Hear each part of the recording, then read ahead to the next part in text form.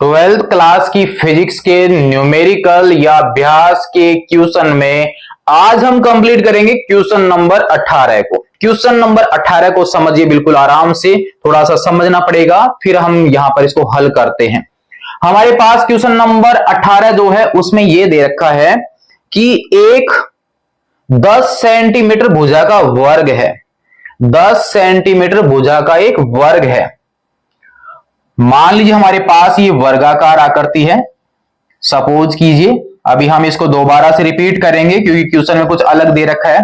10 centimetre भुजा का एक ये वर्ग है और इसके केंद्र से 5 सेंटीमीटर ऊपर, या हम इसको कुछ ऐसे समझे कि मान लीजिए हमारे पास ये वर्गाकार शीट है और 10 सेंटीमीटर की इसकी प्रत्येक भुजा है, मान के चलना, और ये जो मार्कर है वो भी 10 सेंटीमीटर है। तो 10 सेंटीमीटर ये, 10 सेंटीमीटर इधर, 10 सेंटीमीटर और 10 सेंटीमीटर, चारों भुजाएं 10-10 सेंटीमीटर की हैं।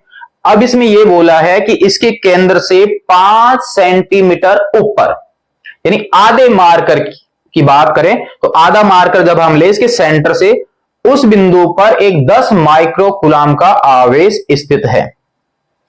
आवेश का मान कितना दे रखा है? 10 माइक्रो कूलम, यानी 10 गुणा 10 की पावर -6 कूलम। ये तो हिसाब हो गया। तो अब ये पूछा है कि इस वर्गाकार पृष्ठ से निर्गत वैद्युत फ्लक्स का मान कितना है। साथ में उन्होंने ये संकेत दिया है कि ये 10 सेंटीमीटर भुजा का ये जो वर्ग है ना, इसको आप 10 सेंटीमीटर भुजा के घन का एक फलक मान सकते हो, क्योंकि घन की जो प्रत्येक फलक होती है, पृष्ठ होता है, वो खुद भी एक वर्ग ही होता है। तो अपने पास पॉइंट कुछ बन गया इस प्रकार का। तो यहां पर हम एक घन की कल्पना कर लेते हैं और घन की बात करते हैं, तो उसके बाद देखते हैं। हमारे पास यहां पर हम 10 सेंटीमीटर भुजा के घन की संरचना कंप्लीट करते हैं।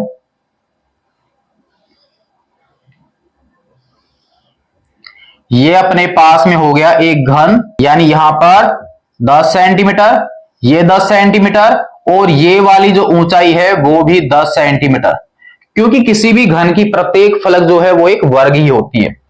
अब देखिए, ये ऊपर की जो फलक वो और यहां पर नीचे की दोनों फलकें जो हैं वो एक दूसरे से कितनी दूरी पर है? 10 सेंटीमीटर की दूरी पर। तो इस फलक से 5 सेंटीमीटर ऊपर लें, तो ऊपर वाले से 5 सेंटीमीटर नीचे भी तो हो गया।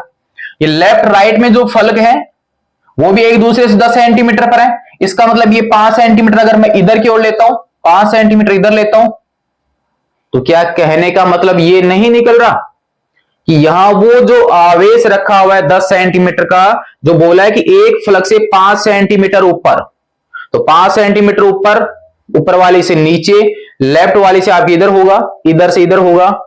इसका मतलब है कि वो जो आवेश रखा हुआ है वो एक तरह से इस घन के केंद्र पर स्थित है, और केंद्र पर जब स्थित है, मान लीजिए Q केंद्र पर है, ये जो ऊंचाई है वो 5 सेंटीमीटर पर है, ऊपर से इधर से सभी फलकों से दूरी इसकी बराबर हो गई, तो वो केंद्र पर स्थित है। तो इस पूरे घन से संबद्ध वैद्युत फ्लक्स या इससे निर्गत वैद्युत फ्लक्स का मान कितना है?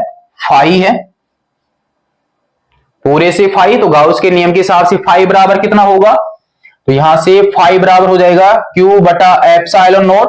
लेकिन यहां पर पूरे घन से संबद्ध वैद्युत फ्लक्स नहीं पूछा है, किसी एक फलक से निर्गत वैद्युत फ्लक्स का मान पूछा है। तो हमारे पास एक इस वर्गाकार शीट से निर्गत वैद्युत फ्लक्स का जो मान है वो टोटल वैद्युत फ्लक्स का 6वां भाग होगा। यानी अब अपने पास किसी एक वर्गाकार शीट से वर्गाकार पृष्ठ से निर्गत वैद्युत फ्लक्स, उसको मान लेते हैं हम फाई डैश, जो टोटल फ्लक्स का 6वां भाग होगा। यानी फाई बराबर अपने पास में है Q बटा एप्सिलॉन नॉट और बटा में आ गया 6। मान रख लीजिए, तो हमारे पास Q का मान देखिए दे रखा है 10 गुणा 10 की पावर -6, यहां पर 6 एप्सिलॉन नॉट 8.854 गुणा 10 की पावर -12।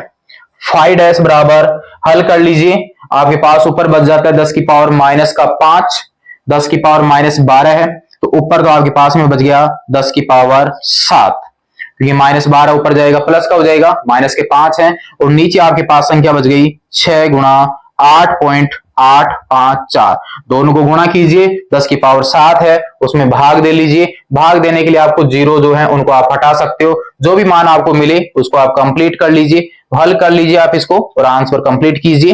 अपने पास 10 की पावर 7 बटा 53.1 ले लीजिए, आप यहां से 100 को रख लीजिए, तो अपने पास 100 अलग कर लीजिए, 10 की पावर 5 अलग कर दीजिए, बटा में कर दीजिए आप 53.1। जब हम 100 में 53 का भाग देंगे तो 2 बार तो पूरा नहीं लगेगा, तो आपके यहां पर आंसर जो है वो 1.88 के समथिंग आ जाएगा, और गुणा में 10 की पावर 5 मात्रक न्यूटन प्रति कूलम मीटर स्क्वायर कंप्लीट हो जाता है इसका आंसर। तो यहां पर आप थोड़ी लैंग्वेज शुरू में ये लिख सकते हैं कि इस आवेश को आप एक वर्गाकार जो पृष्ठ बना हुआ था उससे मिलकर एक घन बन चुका है, तो उस घन के केंद्र पर उस आवेश को मान सकते हैं। तो ये लैंग्वेज आप यहां पर थोड़ा स्टार्ट में लिख लीजिए। यहां पर संरचना के अनुसार जैसे वर्गाकार की बात हो रही है तो यहां पर एक घन बन सकता है। संरचना के अनुसार आवेश Q को एक घन के केंद्र पर स्थित मान सकते हैं, तब घन से संबद्ध वैद्युत फ्लक्स फाई है।